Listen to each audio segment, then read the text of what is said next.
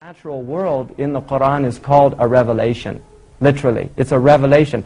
So scientific pursuit is actually unveiling the meanings of a revelation from God to humankind. Hamza Yusuf is an American-born teacher and student of Islam. In the Islamic tradition, knowledge is the birthright of the human being. That every human being is endowed with not only the desire, but the right to see. For human being in Arabic, the root meaning of it is the one that needs intimacy.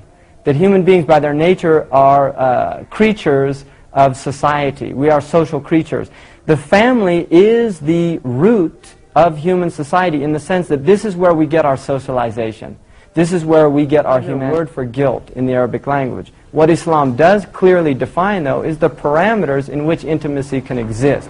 But in terms of actual acts, these things are seen not only as natural, but they are seen as God-given sources of human pleasure, and that they should not be denied. They should only be contained within healthy persons. Those of you who do not show mercy are not shown mercy. So the Islamic society is one that is expected as an essential element in its humanity to show mercy to others. He allowed people to literally, quite literally, be themselves, but again within guidelines and parameters. So he had this vast array of people around him. He had Arabs, he had non-Arabs, he had blacks, he had light-skinned people.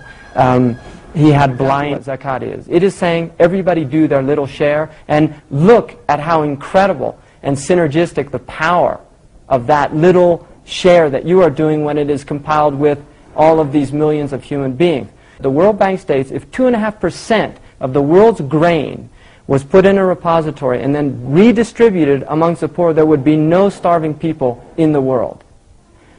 The Islamic tax of grain is 5%. And 10% if you didn't use irrigation but rain. Just the tax of grain, if that was implemented, we would not have conditions like Somalia, we would not have conditions like Ethiopia, we would not have a situation where 40,000 people die every day. Benefits from fasting. The most obvious benefit is that one literally learns to restrain his passions. Hunger is a source of human passion. If we learn to discipline ourselves in those things, we can discipline ourselves in big things.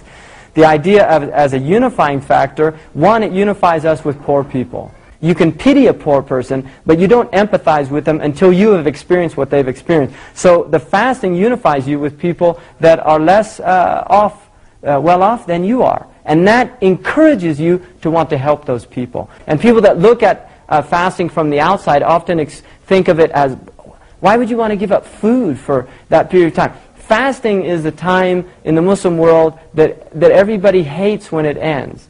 So a lot of people don't like it when it begins, but then after a few days they don't want it to end because it's such an extraordinary experience and people can only enjoy that if they've experienced it.